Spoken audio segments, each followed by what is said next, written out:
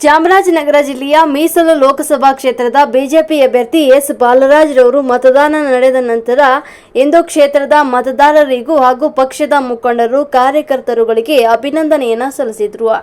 ನಂತರ ಚಾಮರಾಜನಗರ ಮೀಸಲು ಲೋಕಸಭಾ ಕ್ಷೇತ್ರದ ಬಿಜೆಪಿ ಅಭ್ಯರ್ಥಿ ಎಸ್ ಬಾಲರಾಜ್ ರವರು ಮಾತನಾಡಿ, ನನ್ನ ಚಾಮರಾಜನಗರ ಮೀಸಲು ಲೋಕಸಭಾ ಕ್ಷೇತ್ರದ ಮತದಾರ ಬಂಧುಗಳಲ್ಲಿ ವಿಶೇಷವಾಗಿ ನನ್ನ ವೈಯಕ್ತಿಕ ಗುಣಲಕ್ಷಣಗಳನ್ನು ಗುರುತಿಸಿ ವಿರೋಧ ಪಕ್ಷದ ಅಭ್ಯರ್ಥಿಗಳಿಗಿಂತಲೂ ನಾನು ಒಬ್ಬ ಉತ್ತಮ ಅಭ್ಯರ್ಥಿ ಎಂದು ಪಕ್ಷ ಭೇದವನ್ನು ಮರೆತು ನನ್ನನ್ನು ಬೆಂಬಲಿಸಿ ಅತ್ಯಧಿಕ ಅಂತರದ ಮತಗಳಿಂದ ಜಯಗೊಳಿಸಬೇಕು ಅಂತ ಅಪೇಕ್ಷಿಸಿ ನನಗೆ ವಿರೋಧ ಪಕ್ಷದವರ ಊಹಾಪೋಹಗಳಿಗೆ ಕಿವಿ ಕೊಡದೆ ಮತ ಚಲಾಯಿಸಿದ್ದಾರೆ. ಅವರೆಲ್ಲರಿಗೂ ನಾನು ಋಣಿಯಾಗಿರುತ್ತೇನೆ ಅಂತ ಹೇಳಿದ್ರು.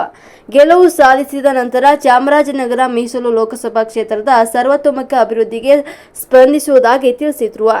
ನಂತರ ಮಾತನಾಡಿದ ಚಾಮರಾಜನಗರ ಮೀಸಲು ಲೋಕಸಭಾ ಕ್ಷೇತ್ರದ ಬಿಜೆಪಿ ಅಭ್ಯರ್ಥಿ ಬಾಲರಾಜ್ ರವರು, ಇದರ ಜೊತೆಗೆ ಚಾಮರಾಜನಗರ ಮೀಸಲು ಲೋಕಸಭಾ ಕ್ಷೇತ್ರದ ಜೆಡಿಎಸ್ ಶಾಸಕರುಗಳು ಹಾಗೂ ಮಾಜಿ ಶಾಸಕರುಗಳು ಹಾಗೂ ಜೆಡಿಎಸ್ ಪಕ್ಷದ ಮುಖಂಡರುಗಳು ಕಾರ್ಯಕರ್ತರುಗಳು ಜೊತೆಗೂಡಿ ಹಗಲು ರಾತ್ರಿ ಎನ್ನದೇ ನನ್ನನ್ನು ಬೆಂಬಲಿಸಿ ಮತ ಪ್ರಚಾರ ಕಾರ್ಯಕ್ರಮಗಳಲ್ಲೂ ಕೂಡ ಸ್ಪಂದಿಸಿ ನನಗೆ ಬೆಂಬಲವನ್ನು ನೀಡಿದ್ದಾರೆ. ಅವರಿಗೂ ಕೂಡ ನನ್ನ ಹೃದಯಪೂರ್ವಕವಾದ ಕೃತಜ್ಞತೆಗಳು ಅಂತ ಸಲ್ಲಿಸುತ್ತೇನೆ ಅಂತ ಹೇಳಿದರು. ಲೋಕಸಭಾ ಕ್ಷೇತ್ರದ ಚುನಾವಣೆ ನಿನ್ನೆ ಮುಗಿದಿದೆ. ಎಲ್ಲ ಪ್ರೀತಿಯಿಂದ ಭಾರತೀಯ ಜನತಾ ಪಕ್ಷವನ್ನು ಬೆಂಬಲಿಸಿದ್ದಾರೆ. ಇದಕ್ಕೆ ಜಾತ್ಯತೀತ ಜನತಾದಳದ ಶಕ್ತಿ ಕೂಡ ಕೂಡಿಕೊಂಡಿದೆ. ಮತ್ತೊಮ್ಮೆ ಪ್ರಧಾನಮಂತ್ರಿ ಮಾಡಬೇಕು ಅನ್ನುವಂಥ ಉದ್ದೇಶದಿಂದ ನಮ್ಮ ನಾಯಕರುಗಳಾಗಿರುವ BS ಯಡಿಯೂರಪ್ಪ ಸಾಹೇಬರು, HD ದೇವೇಗೌಡ ಸಾಹೇಬರು, ವಿಜೇಂದ್ರಣ್ಣವರು, ಕುಮಾರಣ್ಣವರ ಸಂಪೂರ್ಣವಾದಂಥ ಒಂದು ಶಕ್ತಿಯನ್ನು ಅವರಿಗೆ ದಾರಿ ಹರಿದಿದ್ದಾರೆ. ಜೊತೆಗೆ ನಮ್ಮಲ್ಲಿರ್ತಕ್ಕಂಥ ಎಲ್ಲ ಕಾರ್ಯಕರ್ತರು ಆದಷ್ಟು ತಮ್ಮ ದೈನಂದಿನ ಚಟುವಟಿಕೆಗಳ ರೀತಿಯಲ್ಲಿ ಪಕ್ಷ ಕಟ್ಟುವಂಥ ಹಿನ್ನೆಲೆಯಲ್ಲಿ ನಿನ್ನೆ ಭಾಳಷ್ಟು ಚೆನ್ನಾಗಿ ಚುನಾವಣೆಯನ್ನು ಮಾಡಿದ್ದಾರೆ.